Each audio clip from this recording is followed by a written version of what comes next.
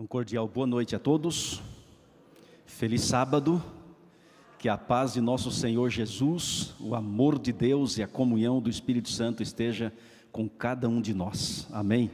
Que alegria ouvir as crianças louvando a Deus, Deus seja louvado por essas lindas crianças que cantaram, que glorificaram a Deus com as suas vozes, com as suas vidas. E também agradecemos aos pais que permitiram que essas crianças viessem, participassem desse momento tão especial. Também agradecemos acho que ao trio, que cantou aqui. Eu quero destacar, as duas músicas são lindas, mas essa última que vocês cantaram, que fala sobre graça, é uma música realmente especial. E ela fala que se não fosse a graça do Senhor, todos estaríamos perdidos, Muito obrigado pela participação de vocês. Amigos, estamos em nossa última noite. Amanhã o programa não é à noite, como já foi mencionado aqui, ele acontece de manhã. Tem dois cultos, um às 8 da manhã e outro às 10h30. Lembrando que o culto que é transmitido amanhã é só, que eu saiba, o das 10h30. O das 8 horas da manhã não é transmitido, ok? E amanhã o tema será revelações sobre Jesus. Não falte amanhã. Amanhã de manhã vai ser um dos temas, eu considero o mais importante da semana, o tema de amanhã, onde vamos, pela graça do Senhor, exaltar a pessoa de Cristo na Bíblia, na palavra. Então venha, traga seus amigos e traga também os seus familiares. Tem alguém que está vindo hoje, que nessa semana, é a primeira vez? Alguém? Levante a mão por gentileza. Temos aqui algumas preciosas pessoas. Louvado seja Deus e muito obrigado por sua companhia. Sejam sempre bem-vindos e bem-vindas aqui. Que Deus te abençoe grandemente. Muito bem, amigos, o tema de hoje é um complemento da semana. Hoje vamos falar sobre as revelações da mudança da lei. Como foi a mudança da lei por intermédio do chifre pequeno. E nós vamos fazer uma prece ao Senhor, vamos pedir a sua graça, sua misericórdia, e depois vamos ao estudo de hoje. Oremos. Nosso Pai Celestial, Criador dos céus e da terra, Rei dos reis e Senhor dos senhores, a Ti, e exclusivamente a Ti, toda honra e toda glória. Tu és digno de todo louvor, de adoração, de reverência. Pai querido, receba nossa adoração nessa noite, receba nosso coração, e que o Senhor venha transformar a nossa vida, mediante esses momentos especiais na Tua presença. Ó Pai querido, esse local é sagrado porque o Senhor está conosco. Esse local é santo por Tua presença. E pedimos que o Senhor se manifeste aqui. Por favor, Senhor, opere os Teus milagres, primeiro abrindo o nosso entendimento e o nosso coração, com o fim de compreendermos a Tua palavra. E uma vez compreendida, que esta palavra venha operar milagres em nossa vida. Sabe por quê, Senhor? Porque nós precisamos de Ti, precisamos de uma nova vida, precisamos do perdão, de esperança, de alegria, precisamos de vida e também da certeza de que o Senhor está na direção da nossa vida. Acalme os corações aqui, acalme as pessoas angustiadas, ansiosas, e venha dar a essa pessoa a certeza que o Senhor está na direção da sua vida. Ó Pai querido, afaste o mal daqui, da nossa vida, da nossa família, e nos cubra com o manto sagrado da justiça do Senhor Jesus. Convidamos o Senhor para que fale, para que seja o nosso professor, nosso mensageiro. Nós oramos em nome do Senhor Jesus. Amém. Muito bem, nós cumprimentamos a você que nos assiste pela internet. Muito obrigado pela sua companhia. Seja sempre bem-vindo aqui, mesmo à distância. Estamos unidos na mesma esperança, a esperança que nos move, a esperança da volta de Jesus a essa terra. Revelações sobre a mudança da lei por intermédio do chifre pequeno. Nós vamos começar falando, não vamos ler, devido ao tempo, não vamos ler, mas queremos mencionar uma profecia que tem tudo a ver com Daniel 7. É a profecia do capítulo 2 de Daniel. Quem já leu, quem já estudou, sabe muito bem desta belíssima profecia que aponta para os últimos dias e tem tudo a ver com os 4 animais de Daniel 7. Em Daniel 2 diz a palavra que o rei da Babilônia, o rei Nabucodonosor, havia sonhado, mas esqueceu. Sonhou, acordou, esqueceu, né? Ficou preocupado porque o seu espírito se perturbou, era algo importantíssimo, mas ele esqueceu. E ele queria saber o sonho. E de acordo com a Bíblia, ele mandou chamar os caldeus, os babilônios, especialmente os feiticeiros, os astrólogos, aqueles que se diziam conhecedores das coisas ocultas e do futuro, para declarar ao rei tanto o sonho quanto a interpretação. Ok, se apresentaram diante do rei, e o rei disse, eu sonhei, esqueci, eu quero que vocês me falem o sonho e a interpretação. Rei, diga para a gente, o que o senhor sonhou? Aí a gente vai dar a interpretação. Aí seria fácil, né? Eles poderiam inventar uma participação, uma interpretação e o rei poderia acreditar. Mas o rei disse, gente, eu esqueci o sonho, eu não sei o que eu sonhei. E vocês devem saber, não são os sábios da Babilônia? Eu os pago para isso. Rei, diga para a gente o sonho. Mas eu esqueci o sonho. Bem, eu percebo que vocês querem ganhar tempo. Uma só sentença será vossa. Se vocês não me fizerem saber o sonho e a sua interpretação, suas casas serão feitas monturo e vocês serão despedaçados. Aí o desespero tomou conta. E esses homens confessaram a sua incapacidade de saber do futuro. Ó rei, não há mortal sobre a terra que possa declarar o que o rei sonhou. Somente os deuses e não moram com a carne. Olha só. O rei baixou o decreto para matar todos os sábios, só que o profeta Daniel, que era um hebreu em Babilônia, era um dos cativos de Judá, porque o povo judeu viveu preso, cativo em Babilônia por 70 anos. Dentre eles tem Daniel, Sadraque, Mesaque, Abednego, Jeremias, entre outros, que eram hebreus, servos do Deus Altíssimo, mas ficaram cativos em Babilônia por 70 anos. Então Daniel foi um deles de destaque, e trabalhava junto ao governo, enfim, mas era um dos sábios da Babilônia.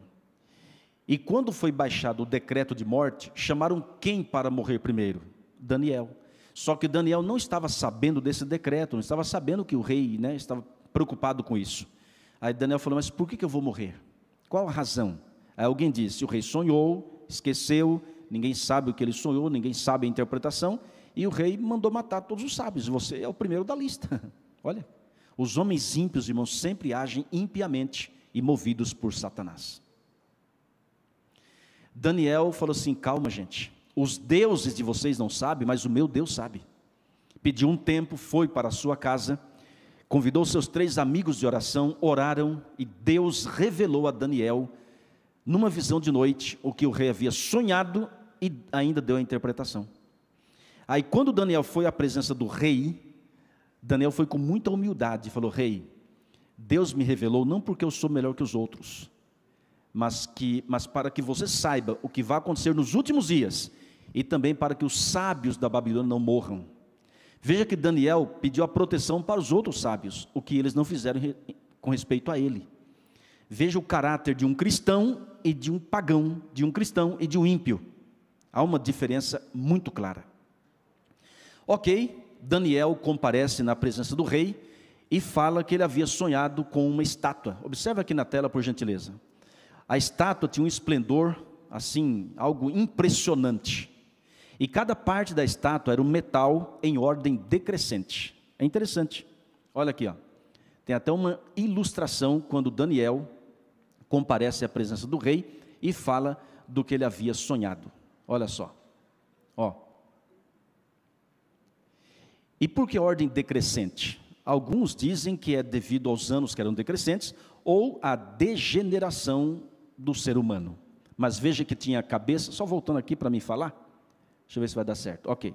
Veja que as partes da estátua, a cabeça da estátua, de acordo com a Bíblia, era de ouro puro, aí veio o peito e braços de prata, olha a ordem decrescente, quadril de bronze, aí vem as pernas, que é de ferro, depois vem os pés, que é ferro e barro misturado.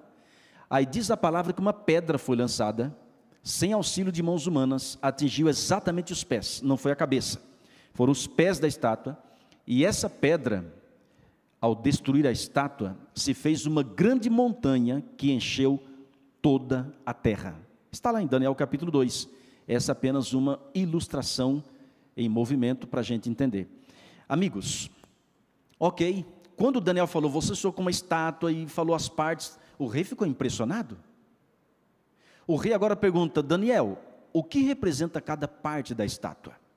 É aí, meus amigos, que vem a interpretação. E a interpretação está no capítulo 2. Olha aí. Mas ok, aqui tem mais uma ilustração. Amigos, presta atenção agora o paralelo de Daniel 7, ou Daniel 2 com Daniel 7. Daniel 7 fala que o profeta sonhou, ou teve visões, de 4 animais. Cada dia a gente mostra um animal aqui, né, gente? Cada dia tem um animal diferente aqui, mas é tudo ilustrando mesmo o capítulo 7. Mas observe aqui, nós temos o leão, com asas de águia, que representa o reino da Babilônia, o urso, a nação medo-persa, o leopardo, a Grécia, e o terrível espantoso, que é Roma pagã, e depois veio Roma cristã, pelo chifre pequeno. Aí está. O chifre pequeno vem do quarto animal, não vem do leão, não vem do urso, nem do leopardo, ele vem do quarto animal. E o destaque é que tem olhos, tem boca, e essa boca diz blasfêmia. Quem se lembra o que é blasfêmia? Um homem se colocar no lugar de Deus, pretende perdoar pecados, aceita a adoração de homens e pretende ser eterno. São 3 blasfêmias que nós destacamos durante essa semana. Agora observe o paralelo. A cabeça de ouro da estátua representa o mesmo leão de Daniel 7. O mesmo reino, é Babilônia, o mesmo período de domínio, 605 ao ano 539 a.C. O peito e braços de prata da estátua do capítulo 2 representa o mesmo urso, ou seja, a nação medo-persa de Daniel 7. O mesmo reino e o mesmo tempo de domínio. Aí vem o quadril de bronze, que representa o mesmo terceiro animal de Daniel 7, que é o leopardo, ou seja, o reino da Grécia, que domina até o ano 168 a.C. As pernas de ferro da estátua representa exatamente o quarto animal de Daniel 7, que é o dragão ou o terrível espantoso. Roma, no seu domínio de 168 a.C. até 476 depois de Cristo. Ok. Agora observe os pés da estátua. São 10 dedos. Olha que interessante. E veja os 10 chifres do quarto animal. Ou seja, a divisão do Império Romano, no que se tornou a Europa Ocidental. Resta-nos agora ver o chifre pequeno, mas em oposto ao reino de Deus. Observe aqui na tela. Nós temos aqui a Babilônia, a nação medo-persa, a Grécia e temos Roma. Mas agora, olha o destaque. Diz a palavra de Deus que quando o rei havia sonhado, uma pedra veio, sem auxílio de mãos humanas, e atingiu os pés. Essa pedra, meus amigos, na Bíblia representa Jesus e o seu reino. Porque Jesus é a pedra angular, Jesus é a rocha eterna. Então, para se cumprir a profecia do capítulo 2, só falta a pedra, só falta Jesus voltar. O interessante é que a pedra não é lançada na cabeça, porque Jesus não viria na época de Babilônia. Também não caiu no peito e braços de prata, não viria na época da nação medo-persa. Veja que a pedra é lançada quando há divisão do Império Romano. Você sabe que a partir do ano 476, houve sucessivas tentativas de unificação da Europa, mas tudo foi em vão. Irmãos, as nações da Europa jamais vão se unificar. O Kaiser Guilherme, Benito Mussolini e o próprio Hitler tentaram unificar, mas diz a palavra que os pés é barro e ferro, não se ligam um ao outro, estão juntos, mas não se ligam. A profecia se cumpre ao pé da letra. Então, a partir de então, nunca mais teria um reino único na região da Europa. Então, o que falta acontecer para a profecia se cumprir cabalmente? Só a volta de Jesus. A volta de Jesus, irmãos, é o reino eterno de Deus. Esse reino não passará a outro reino. Ninguém vai dominar esse reino como a nação Medo-Persa dominou a Babilônia, a Grécia dominou a Medo-Persa, assim por diante. Não. O reino de Jesus, quando for implantado, será um reino eterno, porque ele virá não para morrer na cruz. Ele vem agora como Rei dos Reis e Senhor dos Senhores. Amém? Agora é interessante notar que o reino de Jesus tem duas fases. É o reino da graça e o reino da glória. O reino da graça é a primeira vinda. O reino da glória é a segunda vinda. O reino da graça, quando Jesus nasceu da Virgem Maria, viveu vida perfeita, 33 anos e meio, e morreu na cruz, com a sua graça nos salva, nos liberta e transforma a nossa vida. Ele quer reinar em você. É Jesus reinando em você. Jesus não veio para ocupar um trono terrestre, veio para ocupar o trono do seu coração. Não veio para usar uma coroa de ouro, como os judeus assim queriam. Ele veio para usar uma coroa de espinhos. Esse é o reino da graça. O reino da graça, irmãos, não exclui sofrimento, perseguição e morte. Aquele que quer viver piedosamente em Cristo Jesus, essa pessoa será perseguida. Às vezes a perseguição vem da própria família, de pessoas que não entendem a sua decisão. Vem do patrão, vem do amigo, da amiga, do vizinho, de pessoas que não têm a mesma luz que você tem. Sabe por quê? Aquele que aceita Jesus e aceita a sua graça, ele causa oposição no inferno. O inimigo se levanta, isso é uma realidade, para tentar você e levá-lo de volta às velhas práticas. Quando uma pessoa se batiza, o diabo fala assim: isso é fogo de palha. Vou fabricar uma tentação, vou fazer de tudo para essa pessoa não orar, não estudar a Bíblia, não evangelizar, ficar fraco na fé, e depois eu derrubo ele e pronto. Se você deixar de orar, estudar a Bíblia e de se envolver na missão, escreva: o resultado é apostasia. Não há forças em você mesmo, nem em mim mesmo. Irmãos, confiar em si mesmo, estamos fadados ao fracasso. Nossa única salvaguarda está na comunhão com Deus, que é oração, Bíblia, que resulta em missão. Deus te chamou das trevas para a sua maravilhosa luz, a fim de você proclamar o Evangelho. Sabe o que diz Ellen White, escritora adventista inspirada por Deus? Diz que não há pessoa verdadeiramente convertida que viva vida inútil e ociosa. E diz também que o primeiro impulso do coração regenerado é levar outros também ao Salvador. Então veja, você foi salvo pela graça, Jesus está reinando em você, você experimenta as bênçãos da salvação, do perdão, do nome no livro da vida, mas tem gente lá fora que não está experimentando. Então não seja egoísta, espiritualmente falando. Seja um instrumento de Deus para evangelizar, dar um estudo bíblico, convidar alguém para a conferência, enfim, levar Jesus a essas pessoas, beneficiá-las. Irmãos, o reino de Jesus tem duas fases, é o reino da graça. O reino da glória é somente quando Cristo voltar. Por quê? Ele vai arrancar do nosso ser a tendência para o pecado. Nunca mais teremos tendência para o pecado e nem natureza pecaminosa. Por enquanto, mesmo Jesus reinando em nossa vida, há aquela luta. Como disse Paulo, miserável homem que sou. Enfim, essa é a batalha.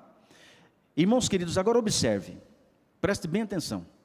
Esse é o reino de Deus, que o reino da graça foi inaugurado Claro, a graça sempre existiu, e o ser humano sempre foi salvo pela graça, nunca pela lei, nunca pelas boas obras.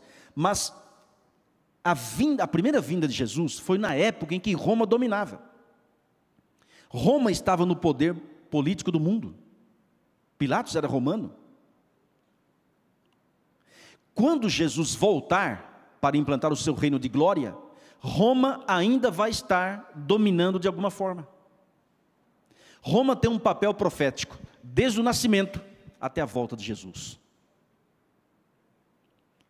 Quando Jesus nasceu, milhões de anjos cantaram: glória a Deus nas alturas e paz na terra aos homens, daquele que quer muito bem. E quando Jesus voltar segunda vez, milhões e milhões e milhares de anjos também vão cantar.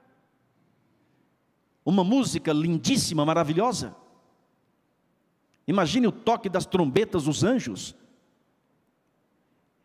Agora, em contraposição ao reino de Jesus, que tem duas fases, aí tem o reino do chifre pequeno, que se opõe ao reino de Deus. Olha aqui na tela.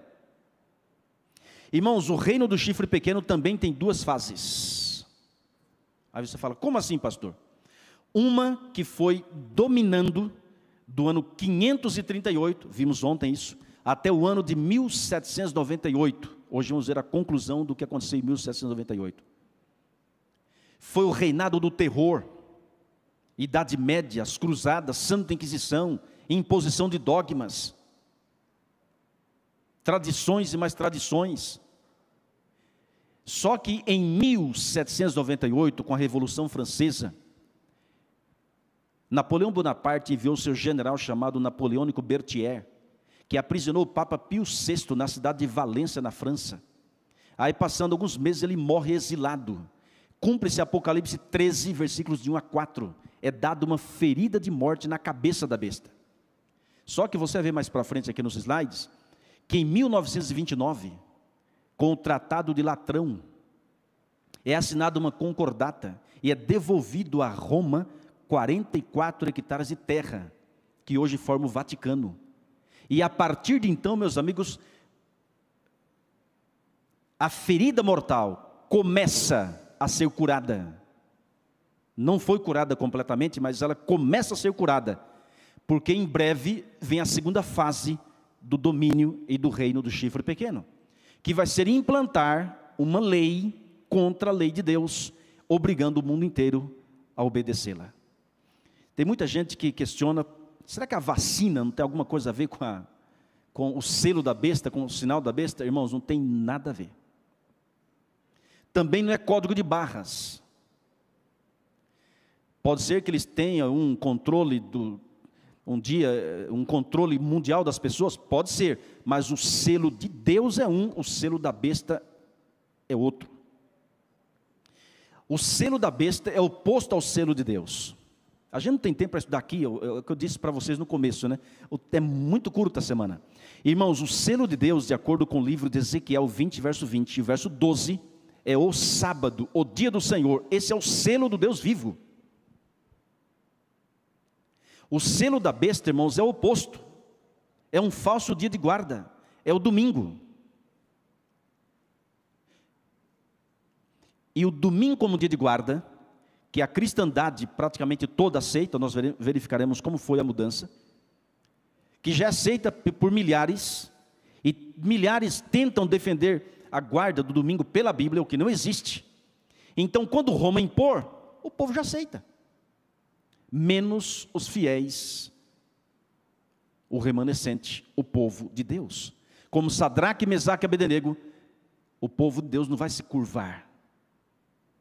Seremos chamados de fanáticos, extremistas, loucos, sim.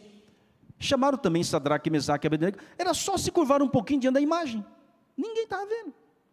Irmãos, mas fidelidade é fidelidade e é inegociável.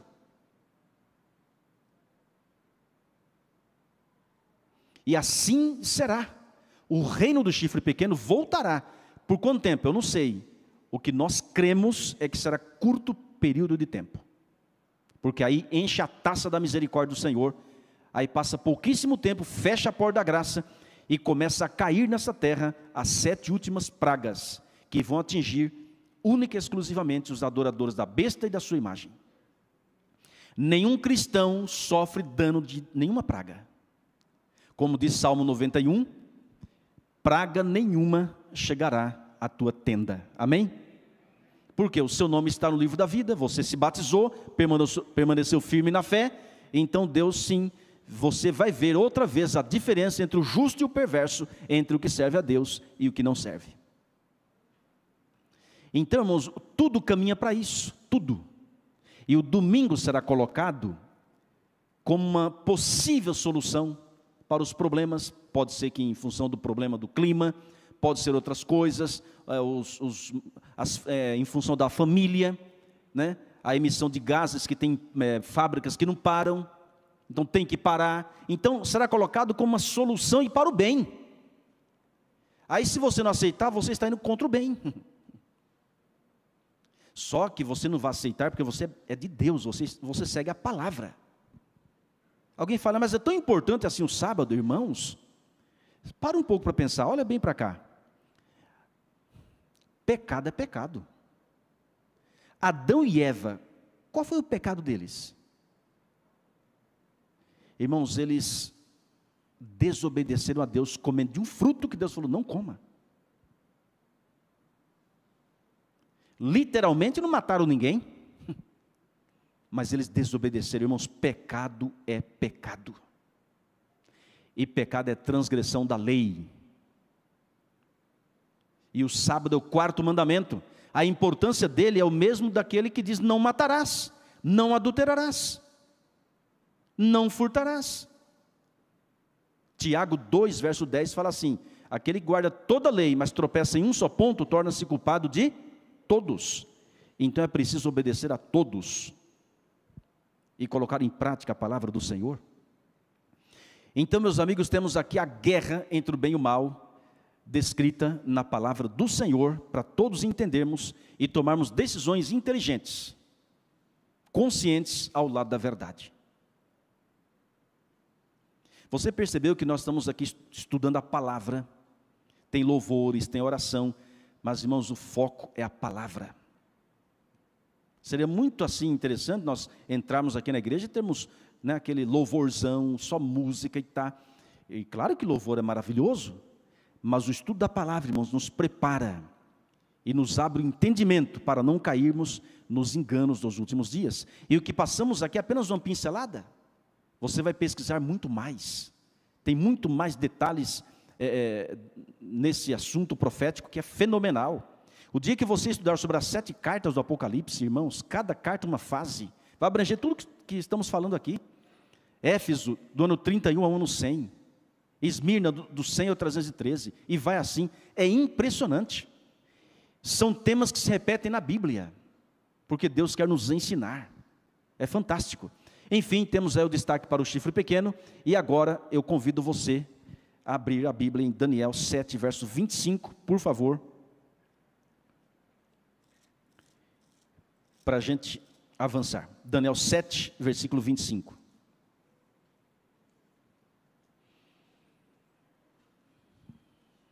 Daniel 7 e o verso 25 diz assim: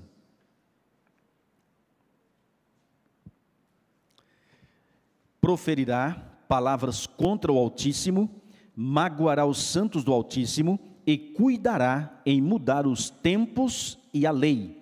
E os santos lhes serão entregues nas mãos por um tempo, 2 tempos e metade de um tempo. Até aí. Esse verso foi amplamente estudado nessa semana e colocado na tela.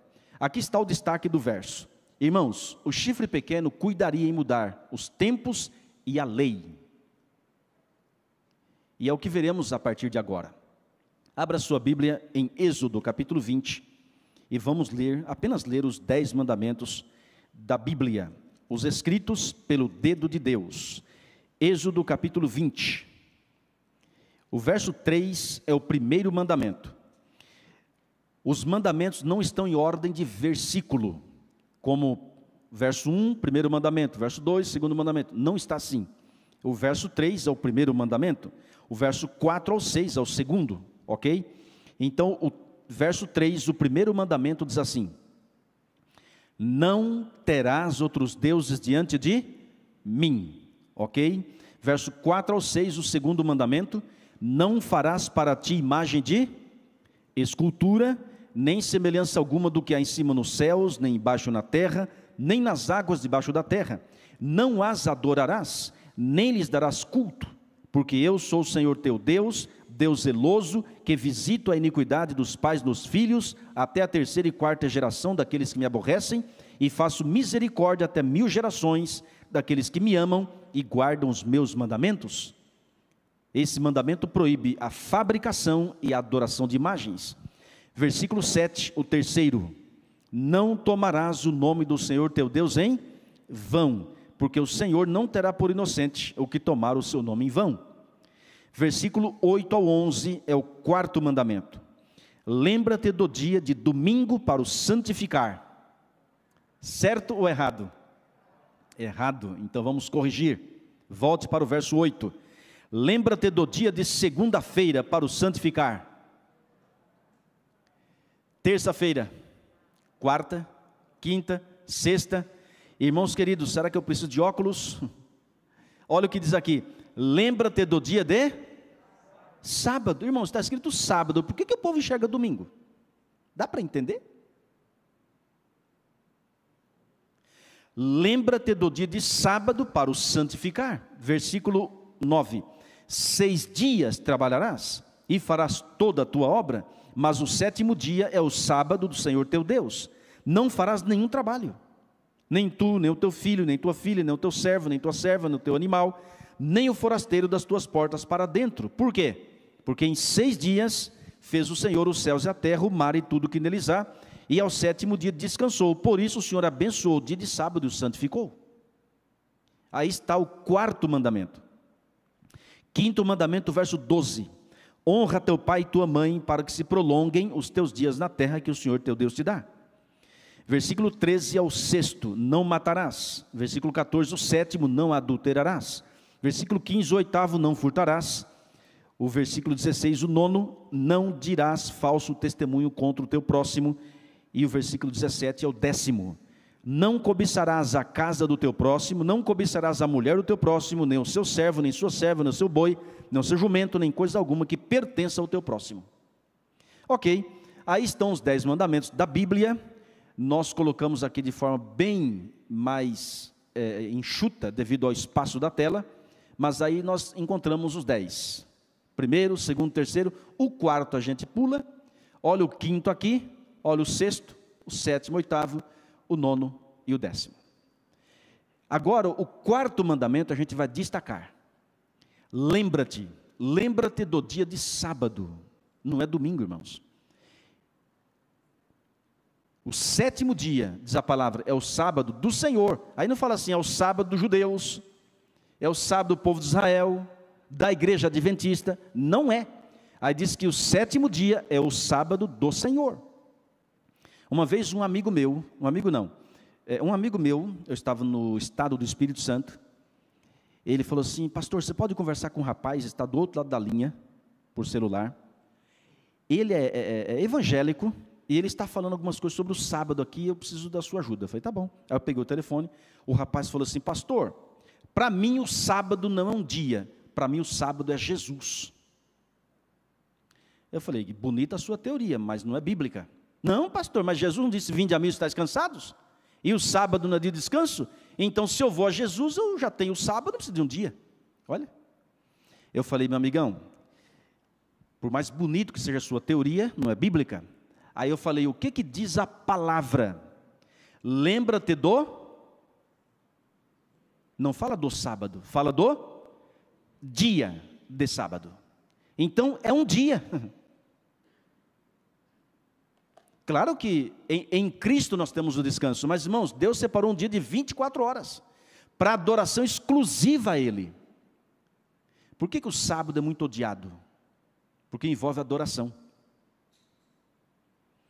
E Satanás sempre quis ser adorado, lá no céu, no jardim do Éden, e hoje, através do chifre pequeno. O sábado, irmãos, é um dia, é um santuário no tempo. Não importa onde você estiver, Não importa o fuso horário, você entra nesse santuário. Se vai observá-lo em santa reverência e adoração ao Criador, é uma decisão pessoal. Mas, irmãos, até os anjos do Senhor guardam o sábado. E diz o livro de Isaías 66, 22 e 23, que no novo céu e na nova terra, vamos continuar guardando o sábado. Porque vai além do descanso físico. Deus descansou, abençoou e santificou. Irmãos, é um dia santo, é um dia de exclusiva adoração ao Criador. E tudo aquilo que lhe atrapalhe a adorar o Criador tem que ser deixado de lado. É claro que tem toda uma explicação com respeito à guarda do sábado, que envolve Deus, a família, e até fazer o bem ao próximo, mas nada pode tirar de você a adoração ao Criador, porque é uma santa convocação. É por isso que é um ataque terrível com respeito à guarda do sábado. Aliás, irmãos, com todo respeito, vou perguntar.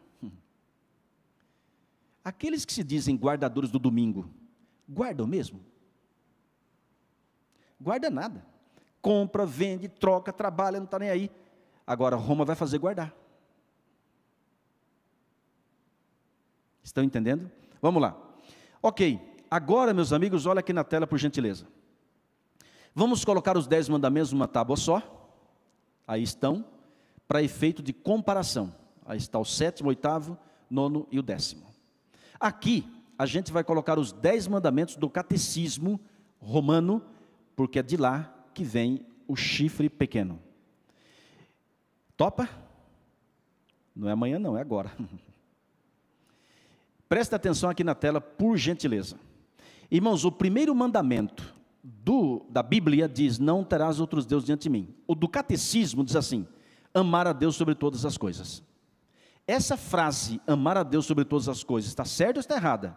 Está certa. Devemos ou não devemos amar a Deus acima de tudo? Claro que sim. Só que eu pergunto, foi isso que Deus escreveu com seu dedo lá nas tábuas de pedra? Não foi. Isso foi dito por Jesus, descrito em Mateus 22, 36 ao 40. Até que passaria. Mas biblicamente, irmãos, tinha que estar o quê? Olha, não terás outros deuses diante de mim. É o que Deus escreveu. É interessante, o ser humano fala, não, mas eu acho que é assim. Irmãos, não é que nós achamos, que nós queremos. É o que Deus é, o que Deus faz. É a autoridade de Deus que está em jogo. Porque senão Deus deixa de ser Deus na vida das pessoas. Se a Bíblia pode ser adaptada ao que eu acho, aí Deus deixa de ser Deus. Irmãos, não é a Bíblia que tem que se adaptar a gente. Somos nós que temos que nos adaptar à palavra. O que ela diz, a gente tem que fazer porque é Deus falando pela palavra. Então, ok, até que passaria. Agora observe na tela. Olha o segundo mandamento do catecismo, não tomar seu santo nome em vão. Na Bíblia, irmãos, esse mandamento é o terceiro, ó. Não tomarás o nome do Senhor teu Deus em vão. O que é que o chifre pequeno fez? O segundo mandamento da Bíblia, que proíbe a fabricação e adoração de imagens, o chifre pequeno tirou, excluiu, eliminou, quebrou, e pegou o terceiro da Bíblia e jogou para segundo. Veja, 10 menos 1 é 9, mas o chifre pequeno de 10 tira 1, continua 10. Você vai ver o que fez com a lei de Deus. Olha aqui na tela. Olha o terceiro mandamento do catecismo. Guardar que dia?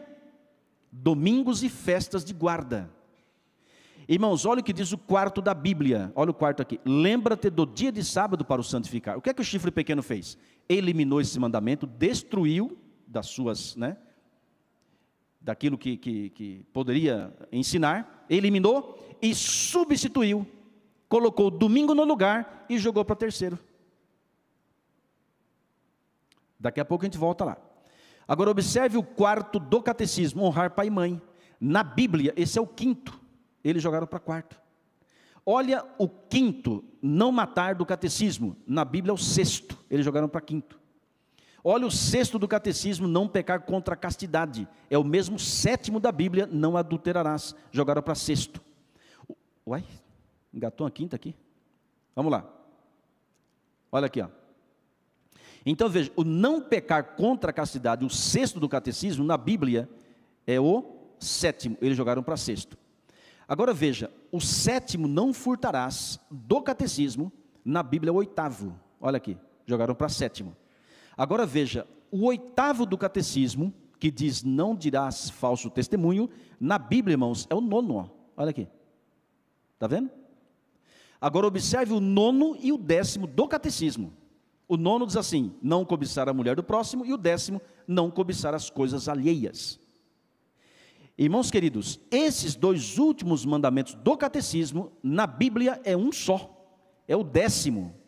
O que é que o chifre pequeno fez? Cortou no meio, dividiu o décimo em dois. Aí, veja, tirou o segundo, aí ficou 10. Porque dividiu, olha aqui o décimo da Bíblia. Não cobiçarás a casa do teu próximo, não cobiçarás a mulher do teu próximo, nem coisa alguma que pertença ao teu próximo. Proíbe uma coisa só, a cobiça. O chifre pequeno foi... Irmãos, olha, a mulher do próximo não é uma coisa alheia? Então está aí. É isso que o chifre pequeno fez na lei de Deus. Tirou o segundo mandamento, pegou o décimo, dividiu em dois, tirou o quarto mandamento, colocou o domingo no lugar, e aí depois ensina milhares de pessoas, e normalmente são criancinhas, que vão fazer o catecismo, como eu fiz. E eu não estou falando mal, irmãos, das pessoas, porque se há alguém que eu respeito, são essas pessoas. Só para você ter uma ideia, nós nascemos católicos, apostólicos, romano e roxo.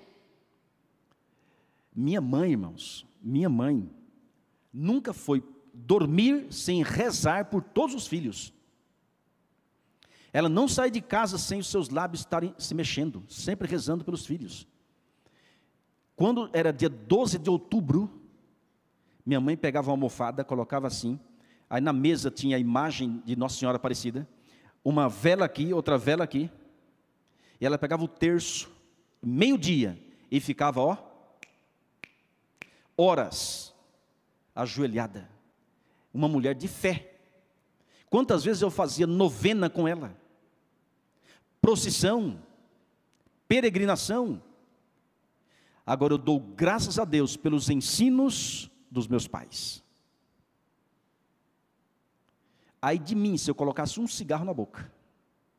Ai de mim se eu fosse numa danceteria. O ensino era não e ponto final. E eu louvo a Deus por isso. Porque hoje em dia, irmãos, tem crente que vem na igreja e depois vai para a balada. Que crente é esse? Serve a Deus aqui e o diabo à noite? E pensa, está tudo bem, não podemos ser fanáticos. Irmãos, isso não é questão de fanatismo. Se um dia estudarmos aqui sobre música, você vai ver o perigo das músicas. O inimigo era o regente do coral no céu.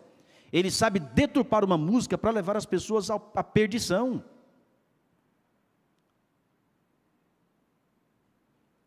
Eu louvo a Deus pelos ensinos dos meus pais.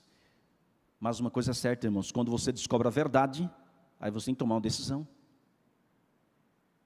E a decisão é permanecer no erro, no trilho do bezerro, ou aceitar a verdade, Jesus, o caminho, a verdade e a vida. E foi isso que eu fiz. Amém? Amigos, agora vamos... Como é que o domingo entrou na história? Observe aqui para a gente partir para a conclusão. Irmãos, a primeira lei dominical conhecida foi promulgada por esse homem chamado Constantino. Aí está os anos da sua ascensão ao poder. Observe aqui a primeira lei dominical conhecida. Você pode pegar isso aqui em registros históricos. No dia venerável do sol, que todos os magistrados e o povo residente nas cidades descansem e que todos os comércios sejam fechados. 7 de março do ano 321 depois de Cristo. Se você pegar a enciclopédia chamada Edipe e pegar a palavra Constantino, vai estar escrito ali: foi o imperador Constantino que em 7 de março de 321 mudou o sábado para o domingo. E a partir de então, as religiões cristãs sancionaram o descanso dominical. Mas aí, irmãos, foi um dos auges, né? Porque na verdade foi algo gradual. Cerca do ano 150 depois de Cristo, já começa essa questão da imposição do domingo, da guarda do domingo. Os cristãos sempre guardaram o sábado. Mas um dia, irmãos, de acordo com o comentário bíblico adventista, houve uma revolta de um judeu chamado Bar Kokhba. E nessa revolta desse judeu e dos judeus, liderado por ele, contra os romanos, aí houve guerra, houve perseguição. E os judeus foram taxados como contra Roma. E muitos cristãos, que eram cristãos judeus, tiveram medo de uma perseguição de Roma e de não serem taxados como judaizantes. E o que era um judaizante? Se você guardasse o sábado, você era um judaizante. E poderia ser perseguido por Roma devido a essa revolta. Aí esses cristãos, com medo de uma nova perseguição, começaram a dizer assim: nós não somos judaizantes, nós somos cristãos. E uma diferença é que nós não guardamos o sábado. Aí começa a mistura de verdades com mentiras. É claro que um grupo permaneceu firme na fé. Aí começa gradualmente. E você vai ver aqui que em concílios futuros, com o surgimento do chifre pequeno, foi imposto como lei eclesiástica. Olha aqui na tela, por gentileza. Irmãos, a palavra domingo, a palavra, no inglês se escreve Sunday. Observe, você tem duas palavras no inglês. Tem a palavra sun e a palavra day. Uai, tem hora que dá uma engatada aqui, né? Olha aí, Sunday. Sun no inglês é sol, day é dia, é o dia do sol. Não é o dia do Senhor. Isso é paganismo. E por que estamos mencionando? Porque Constantino fazia parte de uma crença ou de uma religião chamada mitraísmo, que significa adoradores do sol. Mitra é o deus sol, que vem lá dos persas, do urso. Irmãos, antes de Cristo, pagãos adoravam o sol e até sacrificavam crianças ao deus sol. E entre os pagãos, irmãos, o domingo era feriado. O dia do sol era feriado, e eles adoravam o sol. Na segunda-feira, não era feriado, mas eles adoravam a lua. Na terça, Marte, na quarta, Mercúrio, na quinta, Júpiter, na sexta, Vênus e no sábado, Saturno. Você pode perceber que os dias da semana foram colocados em homenagem aos astros. Sunday é sun, sol, day, dia do sol. Segunda-feira, como se escreve em inglês? Monday, não é isso? Se você pegar, você tem duas palavras no inglês, mon e day. Mon é lua, day é dia, é o dia da lua. E assim sucessivamente. Só que domingo era feriado pagão. E Constantino, irmãos, que era um pagão, mas que se autodenominou cristão como uma jogada política para ganhar o favor dos cristãos, ele fez o Edito de Milão em 313, que foi uma perseguição, uma das mais terríveis da história, de 303 a 313, ele chegou e falou assim: não vamos mais perseguir os cristãos, e os cristãos aplaudiram ele, só que ele não deixou de ser pagão, foi uma jogada política. Aí sabe o que ele fez a partir de então? Começou a trazer o paganismo para o cristianismo. E os primeiros cristãos, aceitando o paganismo, misturaram verdades com mentiras. E essa mistura do paganismo com o cristianismo se tornou a igreja do Império Romano. Irmãos, quantas coisas que Constantino trouxe. Ele dava até ouro e prata para um pagão, entre aspas, deixar de ser pagão e se tornar um cristão. Mas ele vinha para a igreja, né, no caso, sem mudar de vida, com tudo aquilo que era paganismo. Quer ver? Olha aqui na tela. Bom, nós já mencionamos aí a semana dos pagãos. Domingo adorava o sol, segunda lua, terça Marte, quarta Mercúrio, quinta Júpiter, sexta Vênus e sábado Saturno. Só que domingo era feriado pagão, aí depois Constantino traz o paganismo para o cristianismo. Agora veja o seguinte. Irmãos, nós vamos fazer uma entrevista. E veja as respostas, todas com fonte. Qual é o dia de descanso? Sábado é o dia de descanso? Irmãos, qualquer um sabe disso, qualquer um. Aí vem a pergunta: por que então observamos o domingo ao invés do sábado? A resposta: observamos o domingo no lugar do sábado porque a Igreja Católica transferiu a solenidade do sábado para o domingo. Veja, eles reconhecem, eles não escondem não. A Igreja de Deus, entre aspas, achou por bem, veja, achou por bem, transferir a celebração e observância do dia de sábado para o domingo. Olha, 1958, Conselho de Catecismo dos Padres de Trento. Eles reconhecem. A Igreja Católica, mais de 1000 anos antes da existência de um protestante, em virtude de sua missão divina, colocamos entre aspas, mudou o dia do sábado para o domingo. O protestante diz: como posso aceitar os ensinamentos, né, de uma igreja apostatada? Na questão, por exemplo, da imagem, escultura e outras coisas. Aí vem a nossa pergunta: como, perguntamos, puderam aceitar seus ensinos por toda a vida, em oposição direta aos ensinos da reconhecida mestra, a Bíblia, na questão do sábado? Ao mesmo tempo que um protestante, um evangélico, fala assim: é pecado adorar a imagem, escultura, coisa de Roma. Aí eu pergunto: por que guarda o domingo, que também vem de Roma? Estão entendendo? Pergunta: você tem qualquer outra maneira de provar que a igreja de Roma, né, tem poder para instituir dias santos? Resposta: se ela não tivesse tal poder, não poderia ter feito o que todos os religiosos modernos aceitam. Ela não teria substituído a observância do sábado, o sétimo dia, né, pelo domingo, o primeiro dia da semana, mudança para a qual não há qualquer, ou não há nenhuma evidência bíblica. Eles reconhecem, não é evidência bíblica, é uma questão de autoridade de Roma. Pergunta: como se prova que a igreja romana, né, tem poder para instituir festas e dias santos? Opa, vamos lá, só voltando aqui. Passou demais? Deixa eu ver. Ok. Muito bem. Acho que passou aí, mas tá bom. Olha, estão voltando aí? Ok, avança aí, obrigado, para aí. Você tem qualquer outra maneira de provar que a igreja tem poder para instituir dias santos? A resposta vem seguida. Deixa eu passar aqui, ok. Se ela não tivesse tal poder, não poderia ter feito o que todos os religiosos modernos aceitam. Nós já lemos isso aqui, né? Ela não teria substituído a observância do sábado, o sétimo dia, pelo domingo, o primeiro dia da semana, mudança para a qual não há nenhuma evidência bíblica. Ok. Como se prova que a igreja romana tem poder para instituir festas e dias santos? Pelo fato de terem mudado o sábado para o domingo, o que foi aceito pelos protestantes. Qual é o dia de repouso? O dia de repouso é o sábado, qualquer um entende. Por que guardamos o domingo ao invés do sábado? Vamos lá.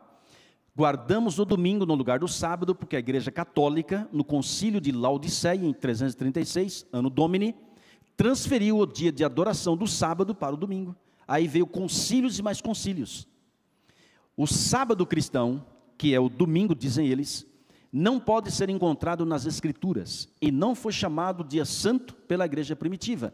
Diz os estudos de teologia de Dwight, página 401, da igreja presbiteriana. Eles reconhecem.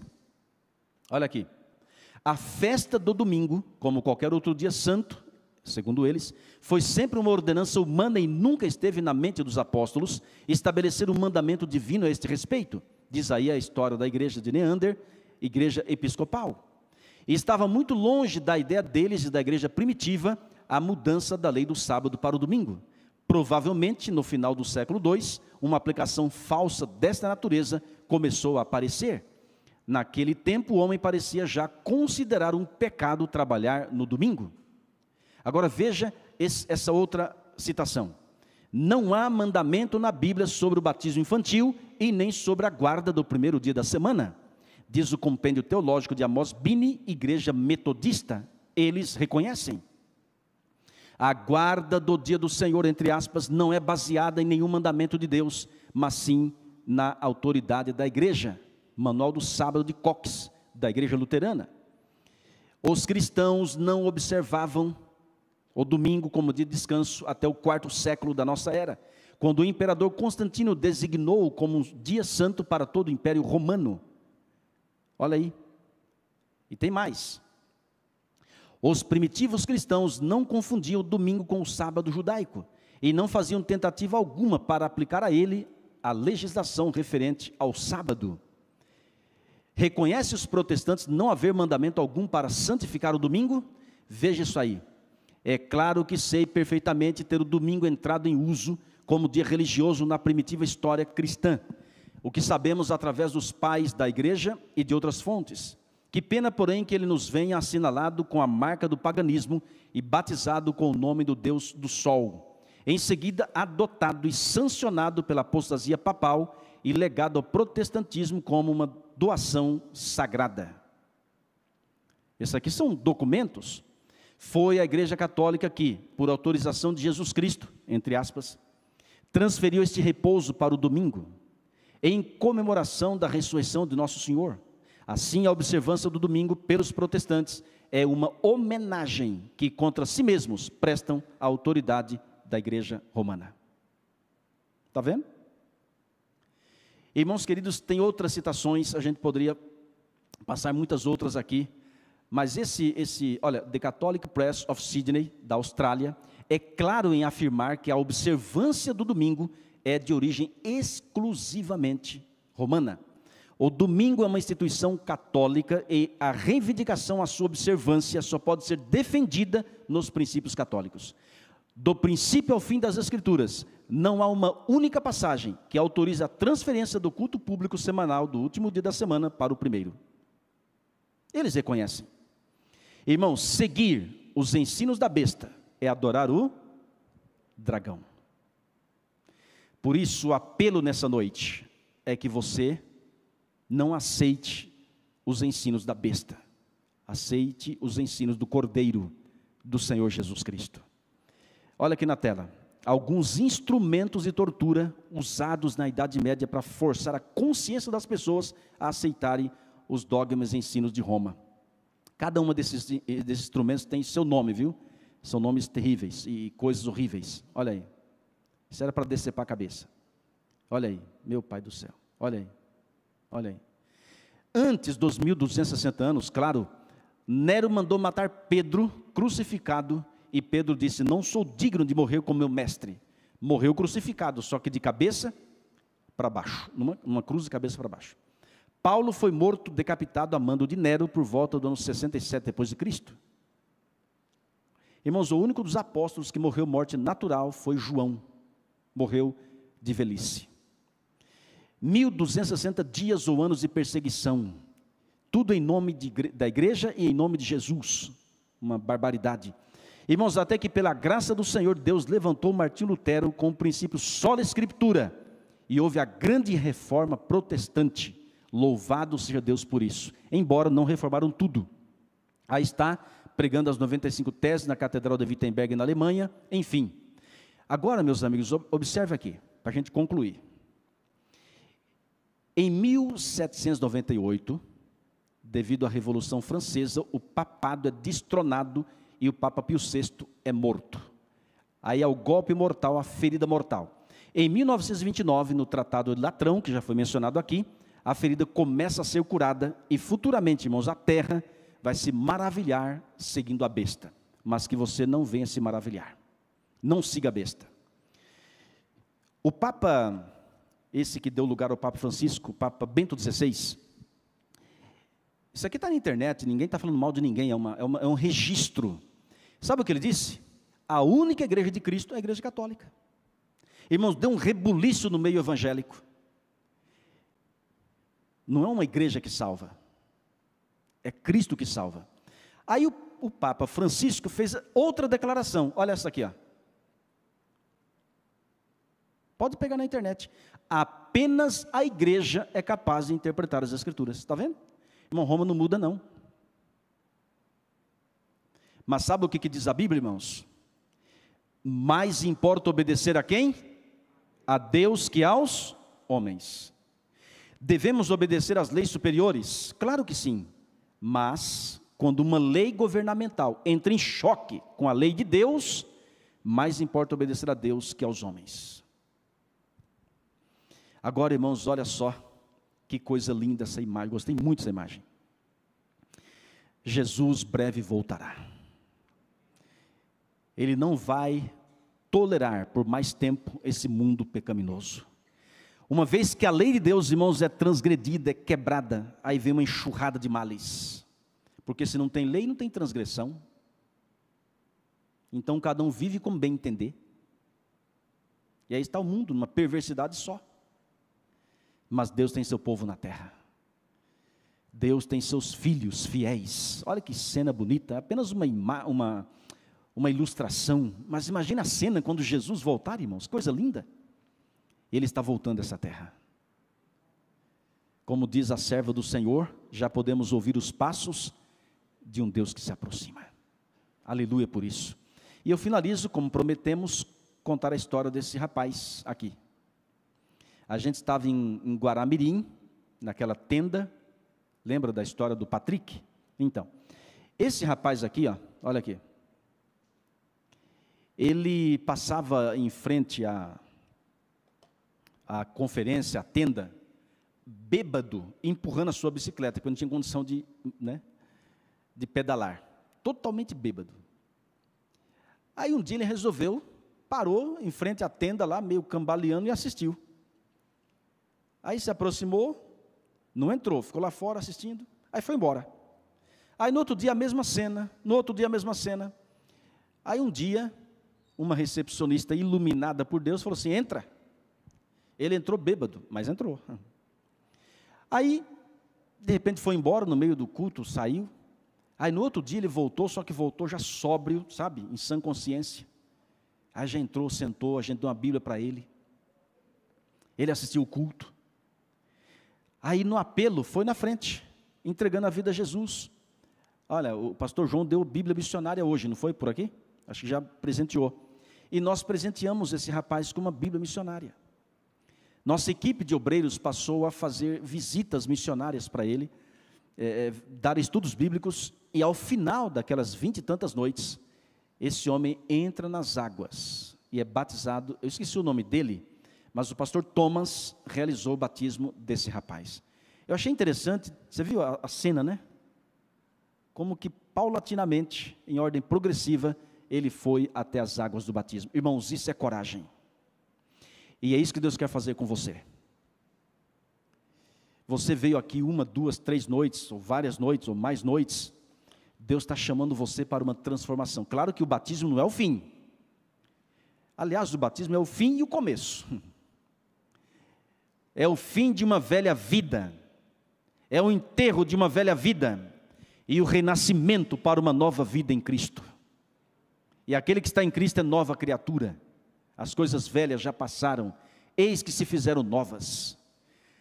Você pode não ter a mesma experiência que esse homem no sentido da bebida alcoólica, mas irmãos, todos precisamos de Jesus. Todos precisamos de uma entrega a Cristo, não importa quem você é e não importa o seu passado. É preciso tomar a decisão e entrar nas águas e ser batizado. Hoje à tarde eu estava pensando, Jesus foi batizado, irmãos. Para um pouco para pensar. O rei do universo entrou no Rio Jordão e falou, João, me batiza. E João falou, mas Senhor, eu é que preciso ser batizado por ti e o Senhor vem a mim. E Jesus, fenomenal, disse, ô João, você precisa me batizar para se cumprir toda a justiça. Eu vim para dar o exemplo e eu preciso me batizar. E João consentiu e teve o alto privilégio de batizar o rei do universo. Irmão, se Jesus, que nunca pecou, foi batizado, imagine você, imagine eu. Por isso não tema. Você dando esse passo do batismo, está dando os mesmos passos do Mestre Jesus. Batizar, irmãos, é algo maravilhoso. Batizar é glorificar o nome de Deus. É seguir os passos do Mestre. E depois do batismo, você deve perseverar até o fim. Na oração, estudo da Bíblia e no evangelismo. E pela graça do Senhor, quando Cristo voltar, você estará pronto para abraçá-lo. Viver com Ele por toda a eternidade. Amém? Amigos, Deus está chamando cada um de nós. E eu gostei tanto dessa ilustração que eu coloquei de novo. Jesus voltará e vem para te buscar. Nessa noite, eu quero encerrar fazendo um momento especial de oração, de comunhão com você. Quem veio todas as noites, eu creio que recebeu mensagens especiais, recebeu a palavra profética, E o que passamos aqui, irmãos, normalmente não se passa por aí. Normalmente. Mas o nosso compromisso é com a verdade, com a palavra e com a sua salvação. Agora é com você. Você aceita ou rejeita? Sabe o que diz a palavra? Eis que ponho diante de vós a bênção e a maldição. Deuteronômio 11, 25 em diante. Vamos ver esse verso para a gente fazer oração? Deuteronômio capítulo 11. Aqui está. E vamos, por gentileza, para o verso 25. Deuteronômio 11, é o verso 26. Veja só, irmãos, que verso forte. É um apelo do Senhor, não é meu, é do Senhor Deus. Deuteronômio 11, verso 26. 26 até o verso 28. Olha o apelo. Eis que hoje eu ponho diante de vós a bênção e a maldição. A bênção quando cumprirdes os mandamentos do Senhor vosso Deus, que hoje vos ordeno. A maldição, se não cumprirdes os mandamentos do Senhor vosso Deus, mas vos desviardes do caminho que hoje vos ordeno, para seguirdes outros deuses que não conhecestes. Veja que Deus não amaldiçoa ninguém. A maldição vem, irmãos, devido à desobediência. É o colher frutos daquilo que se plantou. Se você quer a bênção, aceite Jesus, aceite obedecê-lo. Agora, se você quiser a maldição, é só desobedecer a Deus. Aí veja as consequências tenebrosas de uma vida sem regras, sem leis, sem Deus. Jesus quer te dar vida e vida eterna, e é você que escolhe. Nesta noite eu quero orar com você. Quero pedir a bênção do Senhor para a sua vida, para a minha vida, para a nossa vida. Você que ainda não é batizado na Igreja Adventista do Sétimo Dia, eu quero orar com você nessa noite. Posso? Posso? Tem alguém? Quem está conosco e ainda não é batizado na Igreja Adventista, levante a mão, por favor. Pode levantar. E agora se levante, fica em pé, você que levantou a mão, por gentileza. Ontem nem deu tempo de fazer isso, né? Isso, pode ficar em pé. Você que ainda não foi batizado.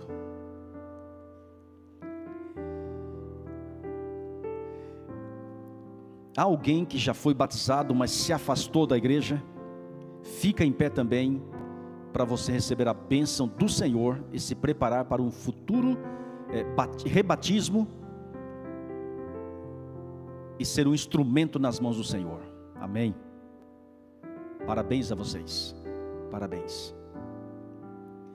E como nós fizemos muitas noites, você que está sentado, conhece alguém que está em pé? Por gentileza, se você conhece, se levanta, vá até essa pessoa, faça companhia para ela. Amém, amém. Pode ir. Vá lá, se aproxime e faça companhia para essa pessoa nessa noite especial.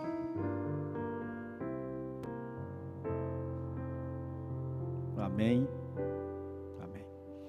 E agora, para a gente fechar com chave de ouro, quero convidar todos vocês em pé, os que estão em pé com seus amigos, para que venham aqui à frente, por gentileza.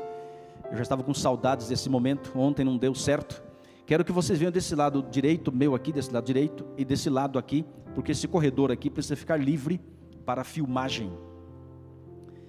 Deus abençoe, Emerson. Isso, pode vir aqui desse lado, não há problema não. A gente chama você à frente por alguns motivos. Primeiro, para confirmar uma decisão que você já tomou no coração. Segundo, Jesus disse que aquele que me confessa publicamente, eu o confessarei diante de meu Pai. Então, quando você movimenta, quando você levanta a mão, fica em pé, vem à frente, isso firma a sua decisão. E é isso que a gente faz, para firmar.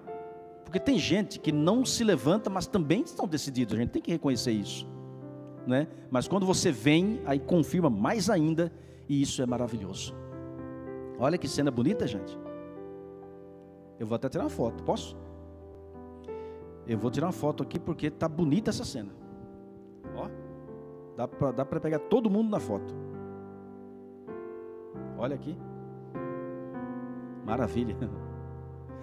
Amigos, eu vou convidar todos a se colocarem em pé e chamar o nosso cantor, o Israel, para louvar a Deus.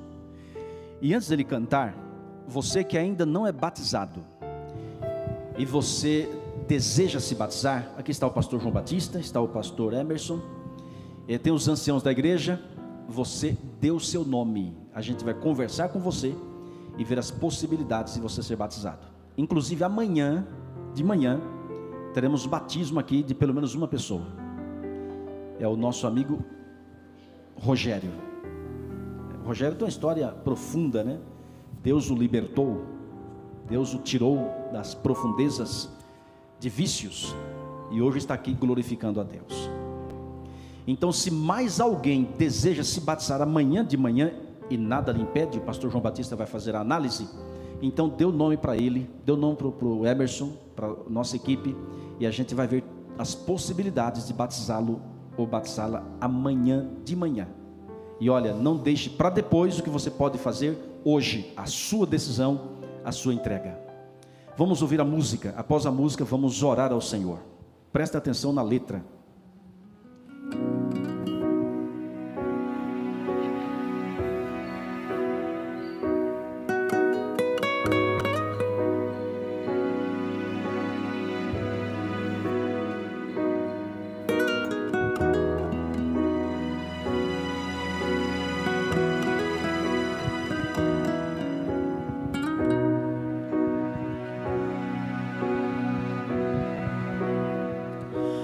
Outra vez estou aqui para confessar-me a ti. Sei que sabes quem eu sou e quem eu já fui.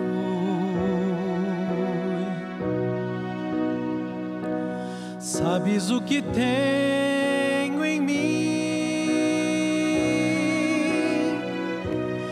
lutas que carrego, enfim. Quero só fazer o bem, mas o mal me faz refém. Mais uma vez estou aqui, entrego-me em tuas mãos, desfaze o que sou,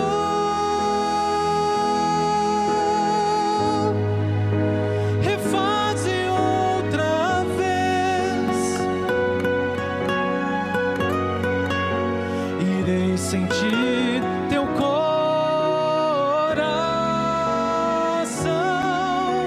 pulsando junto ao meu,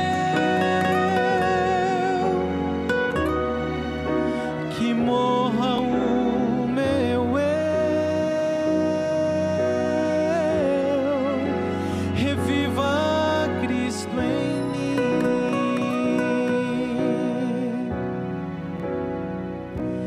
Nada que eu fizer por ti,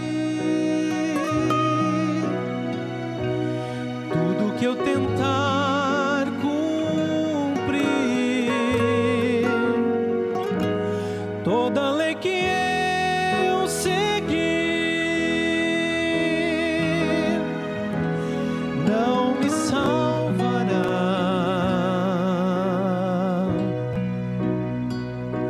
Só por Cristo meu Senhor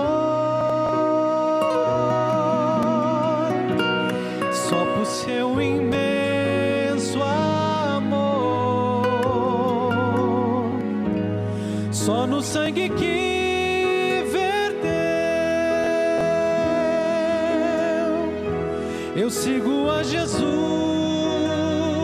sou teu. Mais uma vez estou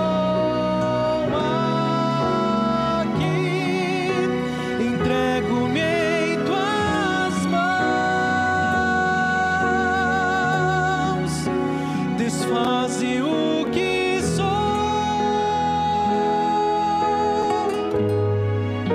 refaze outra vez. Irei sentir teu coração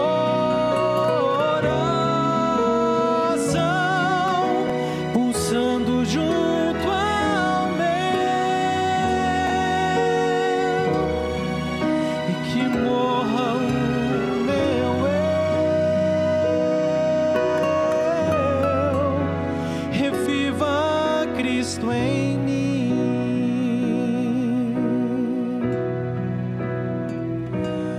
Outra vez estou aqui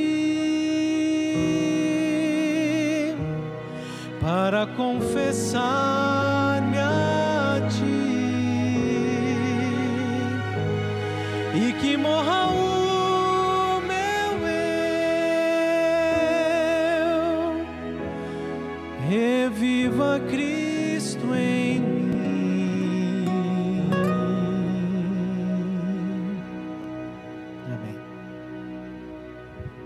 Gente, que música bonita, hein? Obrigado, irmão Israel. Deus seja louvado.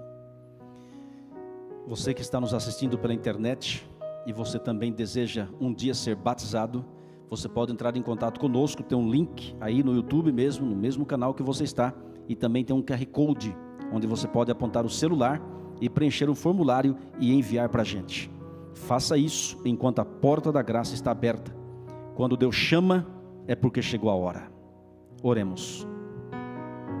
Obrigado, Senhor. Estamos aqui outra vez na Tua presença. Faça morrer o nosso eu.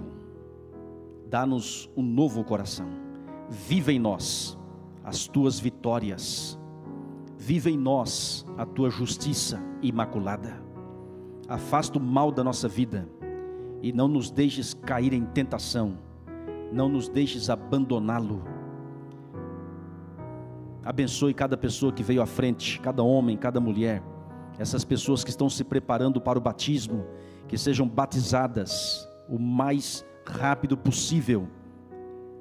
E quando Jesus voltar, que todas elas, que todos nós, estejamos devidamente preparados. Senhor Jesus, nós te amamos, porque o Senhor nos amou primeiro. Obrigado pelo teu sangue, obrigado pelo teu sacrifício, obrigado por tua morte, obrigado por tua ressurreição, pela tua intercessão e também pela tua breve volta a essa terra. Ó Deus, por favor, tenha misericórdia de todos nós. Abençoe a tua igreja, abençoe essa cidade, abençoe esse estado, abençoe cada internauta. Nos dê um sábado maravilhoso, e amanhã de manhã que todos estejamos novamente aqui para juntos estudarmos a tua santa palavra. Em nome de Jesus nós oramos, amém. Um abraço para você, um abraço para todos, e até que dia? Amanhã de manhã, temos os dois cultos, lembrando, 8 da manhã e às 10h30, 10h20, corrigindo.